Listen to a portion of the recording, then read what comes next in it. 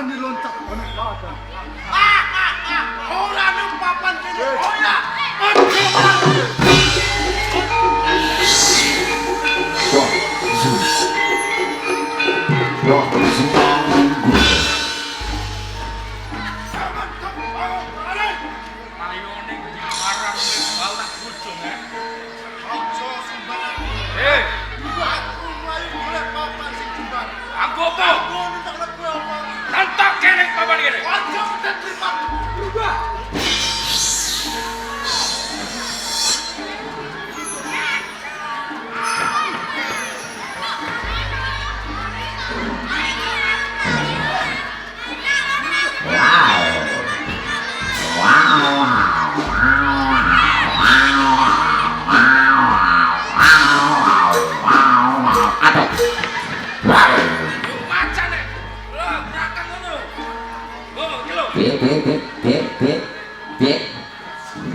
Piye macan piye? Berangkat. Warai sih. Aji sih. Loh. Warai. Kene tengah. Delok iki. Ngono. Wala persis. Apik kowe ngono kok. Apik kowe. Apik kowe sing jadi. Penan apik kowe yo. Ora kowe jadi kowe kok. Hah? Aku nyontoni. Apik kowe. Terus Kowe sing dadi aku nyontoni mau. yo kowe mau terus. Ayo lho.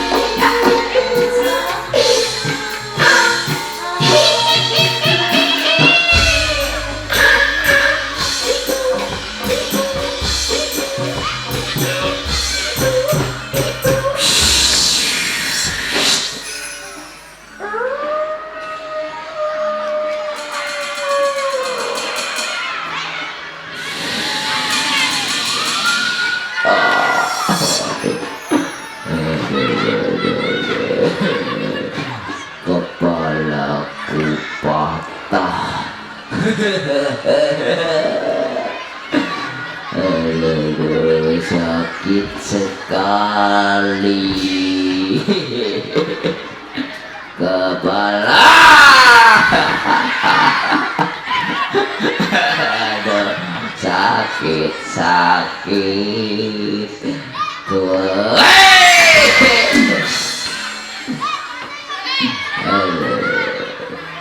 Apa?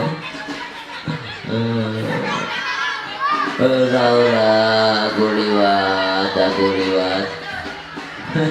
Ayo Bali ae.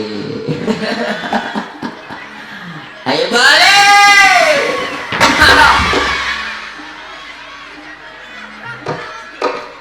Edan.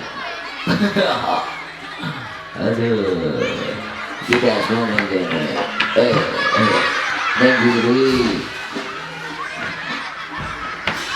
Dia semua nengguri. Ada bapak.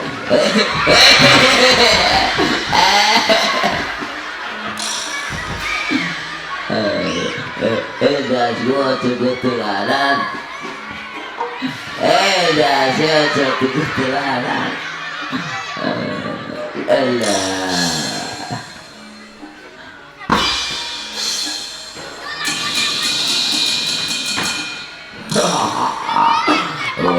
Aduh, sakit.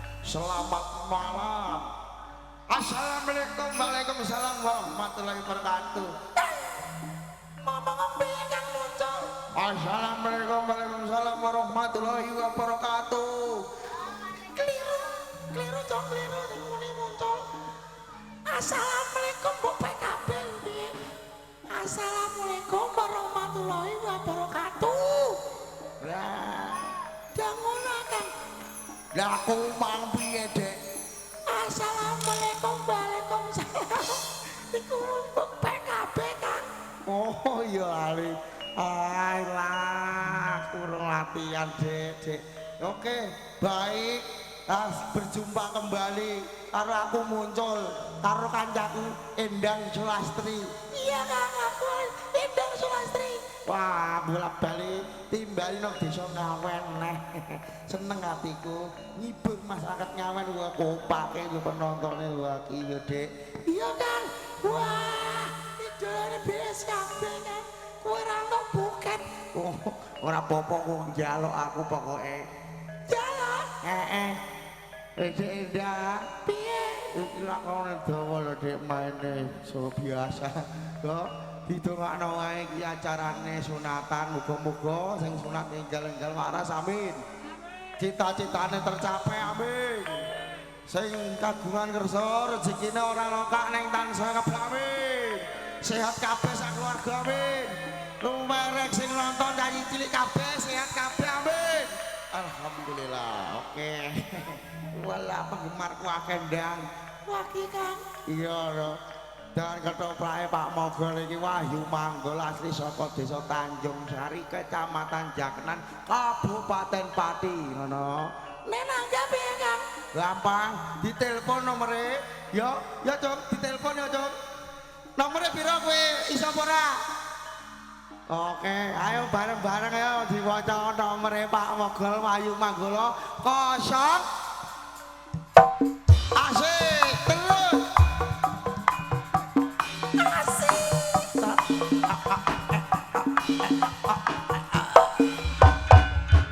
iya kancamu kicol oh iya wis paham apal nomere Pak Mogol terang lho nang isor kene nang papan nang layar televisi ana disoting nih disoting RHS video syuting lho bolo YouTuber ana WM Lifting ana kantong kene kabeh komplit pokoke langsung ayo digas WM audio original wah mantap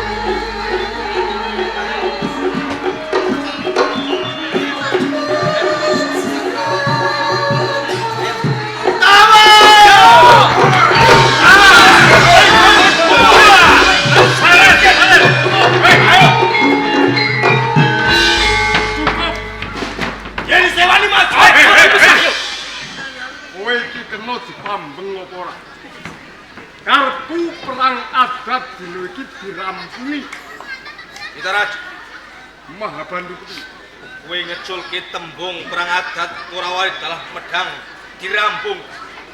Kang tegese kepiye? Apa pancen wong Medang gelem manungkul karo wong Wurawari? Mabandu.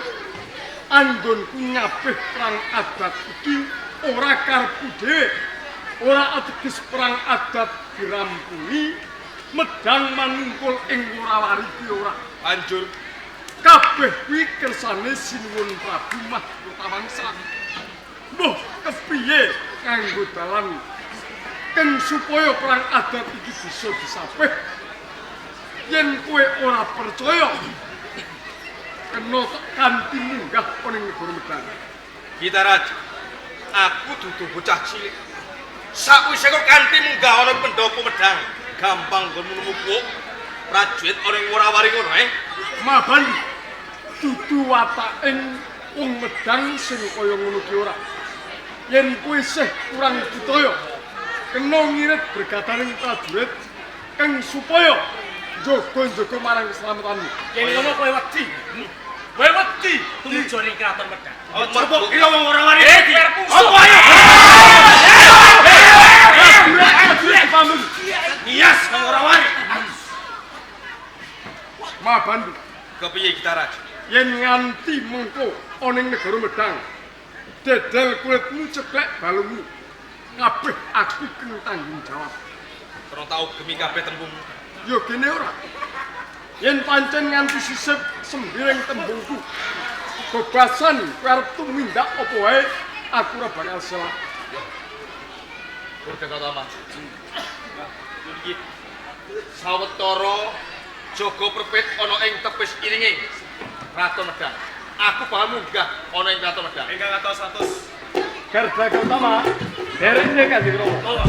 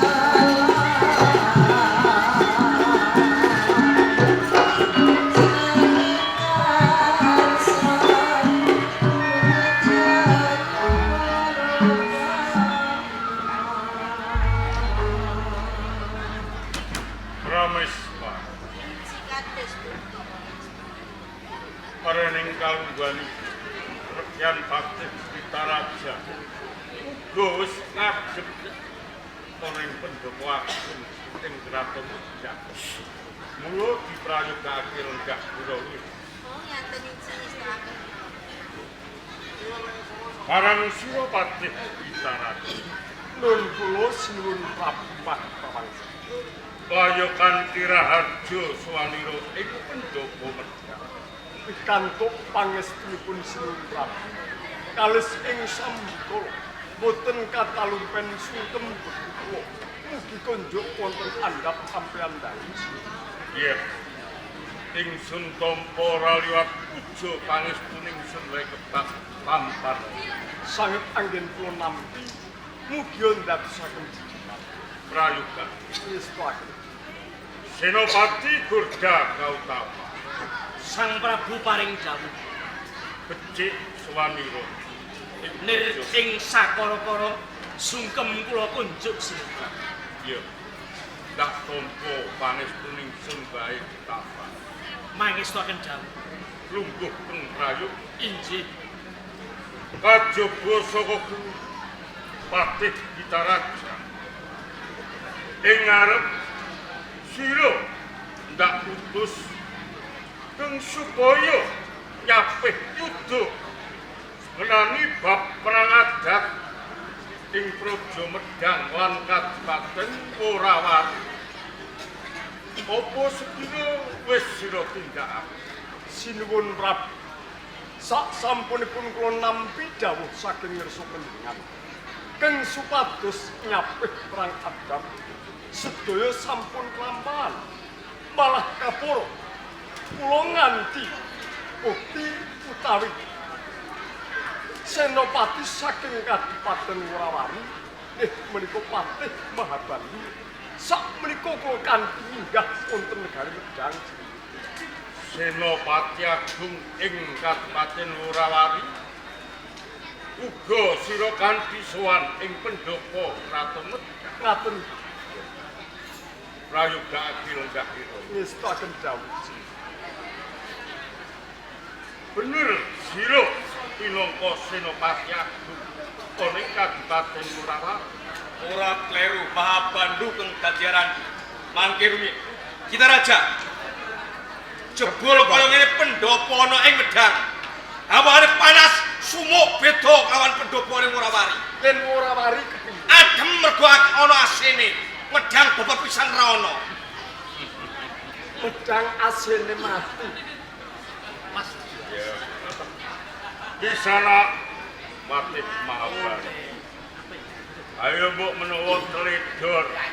Nek ora tak ngono ora duripno.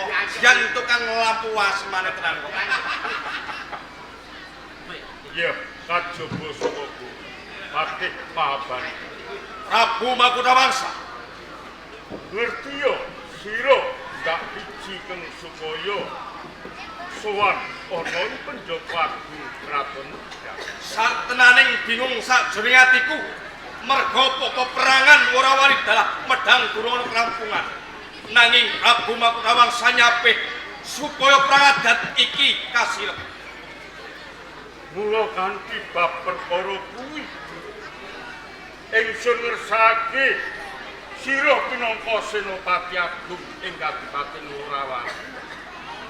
Keng supaya sowan ing pendopo ing Praja Medang. Iki mung bakal ndak ajak rerembugan utawa musyawarah ngenani bab perang adat sing wis saben setahun sepisan. Nganti kalumban iki durung ana karampungan, durung ana kang menang lan durung ana kang kalah. Jeneng perang iki ditulis nganggo aksara apa wae tetep kejem lan wengis. Coba to penggalih. Saben tuwuh perang adat iki korbaning para prajurit Medang lan Worawali bebasan tanpa wilangan. Ora ngomongake prajurit nayakaning praja sing dadi korban, nanging uga ngembet marang kawula cilik sing ora ngerti bongkot pucuk ing perkara, uga melu dadi korban mung perkara perang adat. Lah iki ing kene ingsun darbeni gagasan. Ayo yen bisa padha budidaya perang adat Medang lan Kadipaten Worawali iki yen bisa ayo padha kasirep. Ayo padha nganakake bedamen. Aja nganti njur diterus-terusake boning perang adat. Prabu Makutawangsa. Mabar. Lamun to perang adat iki kasirep nganakake pedamen jur kanthi cara sing kepiye. Dimen Kanjeng Adipati Mahadewa bisa manungkul utawa ngerti sing kok karepake. Nggih. Coba ingsun kepengin miterang. Kawarta kendak bidang tadi yen to sesembahanmu Adipati Mahadewa iki ndarbeni putra putri biji. Apa bener? Kuwi pancen bener Mahadewi kang dadiarani. Mahadewi. Juru kira-kira ya semane Wis saumur temanten. ya mongko panjenengan ingsun uga ndarbeni putra kang wijil kakung uga jejaka kang asmane si Pangeran Darmawangsa.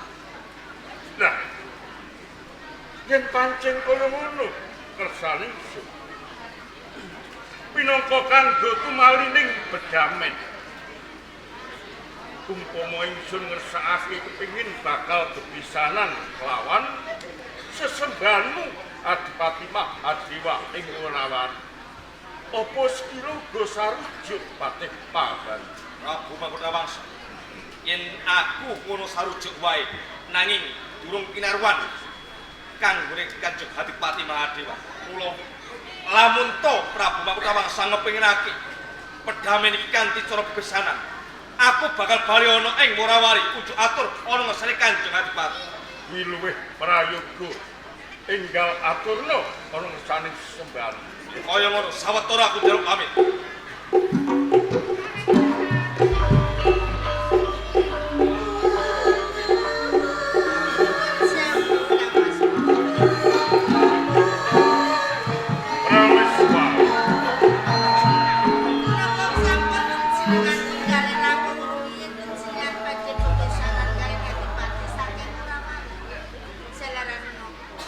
Putra panjenengan pun Darmawangsa kemawon dereng panjenengan kersa lan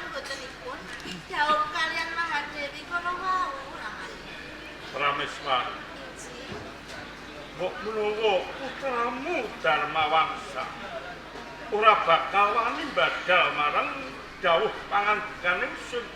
Kejaba saka kuwi mung kanggo katentreman. Anggon ingsun ngenake bedamen lawan ing Kabupaten Wonowaru. Nanging langkung prayogi dipun tantu langkung rumiyin anak. Menika leres aturipun garwa Prameswari.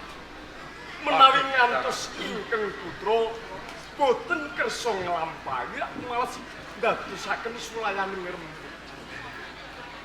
Kaya-kaya ora luput apa kendati atur. Ngaten. Budha Gautama, Paring dawuh. coba sawana ing dalem kapangeranan Gustimu Darmawangsa supaya ngadi menemukan.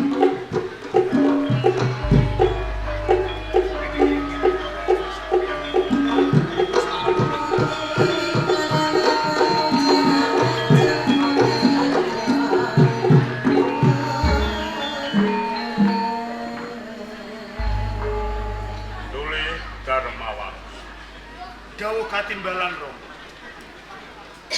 Lagi opo wae?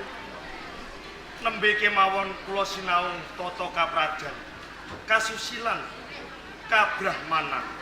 Malah kapara kasaru dening Kakang Budha Gautama. Ingkang supados kula kedah sowan wonten ing ngersa panjenengan. Mbok bilih ingkang putra gadah kaluputan, tumrap negari utawi keluarga. Pidana menapa ingkang badhe kula sandhang. Kula namung sendika nglampahi Rama. Dole Darmawangsa. Nanging nggih kula. Aja sira kadu ati kadrun panampa. Babar pisan sira radar piluput ngenani bab pranatan ing Praja Medang. Uga ora luput marang Rama lan Ibu. Nanging ngerti yo, Ger Darmawangsa. Paring dawuh Rama. Jumbuh keng Rama dawuhake marang kabeh nayaka praja. Yen saben kapan meneh Rama bakal leleh ke Prabon. Bakal ngenomake praja. Mongko ora ana kang menang lintir dewa kepraboning Rama. Jumeneng ratu ing Praja Medang kajaba mung sira Dole Darmawangsa. Manjing. Sadurunge sira bakal ndak jumenengake ratu ana ing Praja Medang. Lah iki kanggo syarat sarana. Kang sira kudu gelem luwih dhisik nglakoni sambut susilaning akrama pinangka garwa Prameswari.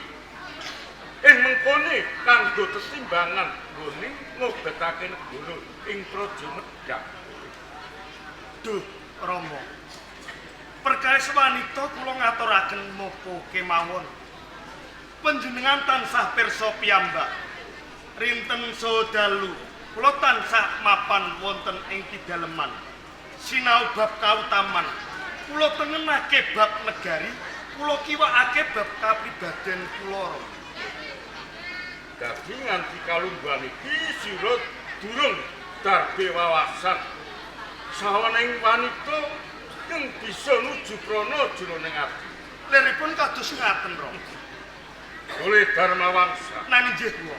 Yen bab garwa ora susah sira darbe rasa was lan sumelang. Jalaran Rama wis darbe pilihan.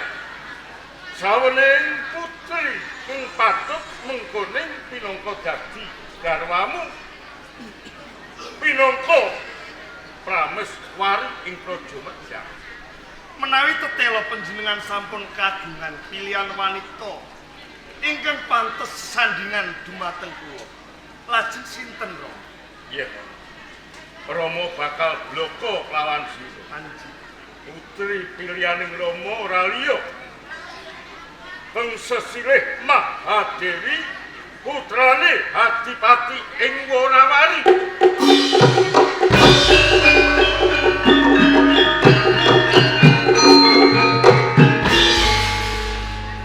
Tadah deduka ingkang kathah, Rama. Panjenengan ngersakaken ingkang supados kula dedhau Mahadewi putri saking Worawari. Lajeng kanthi dasar menapa Rama? Dasar lan pawataning Rama iki wis tetep. Mbok menawa sira wis ngerti antaraning Praja Medang lan Kadipaten Worawari iki saben setahun sepisan mesti nganakake perang adat. Nah, kanthi cara sira ndak dhawuhake kawan Mahadewi putri ing Worawari iki kanggo nyirep bab perang adat bisa Praja Medang lan Worawari iki nganakake bedamen. Ageng sanget anggenipun panjenengan tresna kawula wonten ing Medang. Nanging kenging menapa Rama? Gesang kula ingkang dados korban. Monggo dipun penggalih kanthi tirtaning kawicaksanan. Mbok bilih kula kedah dedaupan kalih Mahadewi. Srawung kemawon dereng nate. Inggih menawi Mahadewi menika ayu. Menawi ala. Inggih menawi kula niki tresna. Menawi mboten lajeng kedah kados pundi Rama? Dulih Darmawangsa Naninjih kula. Pawarta kendak krungu menawa putri Mahadewi ing Kadipaten Worawari misalah sawijining putri kang sulistya ing warna bebasan dadi kembang kidunging para satriya ing Kadipaten Worawari. Yen sira kurang percaya, coba musta pirsa lan pamanmu Patih Taraja. Coba ngono. Nunduk Kanjeng Pangeran Darmawangsa. Paman Patih Gitaraja. Mboten wonten tiyang sepuh njlomprongaken wonten ing jroning kasungsaran punika. Sinaosa kados pundi kemawon kula sampun mireng pawartos menawi Mahadewi menika ayunipun Pendho Widodari ingkang hangijawantah tertamtu panjenengan boten badhe keciwa kan. Durga Gautama, Mahadewi ya putri kang sulistya ing warna. Ayuning jagat ing Srawan Medang kalian Worawari. Nggih. Mahadewi menika ayu. Menggahipun Rama, Paman Patih lan Kakang Durga Gautama. Nanging dereng kinantenan ayu menggahipun kula Rama. Nggih, putraku. Ngono iku. Tresna manut marang ramamu. Ora-orane yen to mumpun sliramu iki bakal getun lan ketuwun. Duweni garwa kang aran Mahadewi. Yen to ibu penggalih pancen bener ngendikane ramamu. Mahadewi wis kondang kaloko yen to ayu banget. Yen to lungguh jejer sandingan marang sliramu. Mesti rae bakal gawe jiwane atimu kok. Nelakaken gumpanuwun ingkang tanpa pepindhan. Mbok bilih Kanjeng Ibu sampun kersa ngemutaken dumateng ingkang putra. Nanging Rama, tiyang bebrayan menika kula ibarataken kados dening lepasing walastra. Luput pisan kena pisan menawi sisip anggen kula sandingan kalih wanita. Lajeng pedhot wonten satengahipun margi. Kados pundi gesang kula Rama? Cukup. Darmawangsa, Naninjih. pinter kowe tinimbang Rama. Wiwit kapan sira wani badal dawuh pangandikan Rama? Wiwit alit ngantos dewasa. Kula mboten nate badal dawuhipun panjenengan. Nanging Rama, sedaya kala wau magepokan dumateng gesang kula. Pangapunten ingkang kathah, mbok bilih kula mboten sagah dedaupan kalih Mahadewi. Dadi tetep uguh ora gelem sira dhaup lan Mahadewi. Pangapunten ingkang kathah. Ya. Ora dadi boyo pangapa. Rama uga rameksa kelawan batinmu yen pancen cugeng atimu kowe tetep ora gelem jawab kelawan mati. Yen ngono, perang adat ora waris lan medang. Ing mengko bakal ndak wiwiti meneh. Pinangka Senopati Agung ana ing Praja Medang.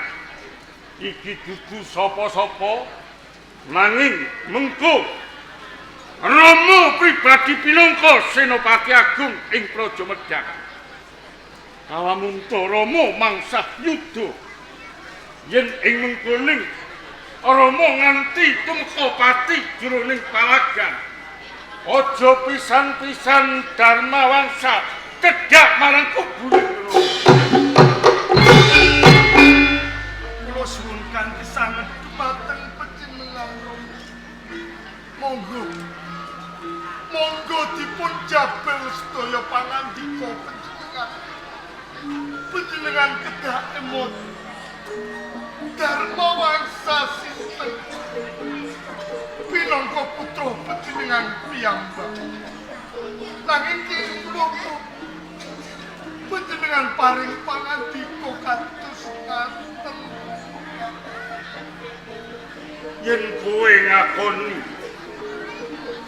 menawa kowe iku putraku, mongko kae ana tembungan swargane wong tuwa iki yen dadi putra sing bangun miturut apa pun dingendikake. Ageng sanget anggen kula tresna dumateng panjenengan. Kangge dadi asma panjenengan sinau selak dumateng batos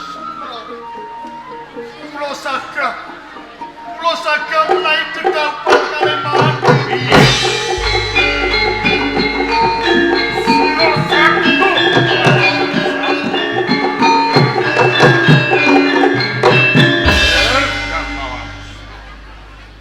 Ngono wae kok nganti sliramu gawe keberanane penggaling Rama. Ya, yen pancen kowe saguh tenan sakabehing sabda pangandikan Rama ing ngarep bakal ndak jabel. Matur suwun sanget Rama. Mugi kemawon Rama dalah ibu pinangka dados paseksen sak sampunipun kula kelampahan dedaupan kalih Mahadewi. Menawi wonten tetembungan temanten sepasar bubar ampun utuh dumateng.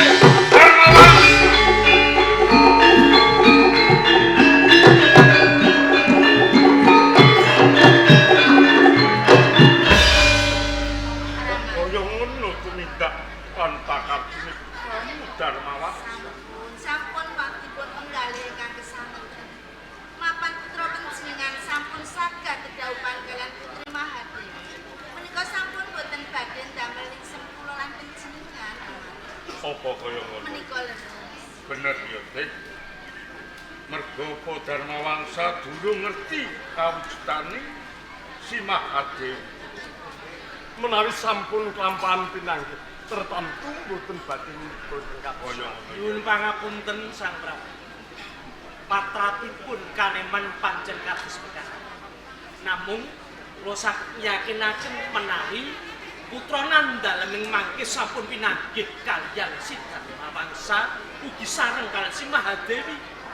Mangke piyambakipun tatamtu trenyuh penggalih ngestaken dawuh nandhalem Sinopra. Kaya ngono ya. Mokno kabeh ora luput apa pun dadi atur. Ini Nggih kula Rama. tumeka ing dalam kasatriyan yo. Irih-irih kangmasmu tung supaya jabel ature ing ngarep. Oh ngaten nggih kula dedentripe kalian Kang Mas Darmawangsa. Tidak. Wiswana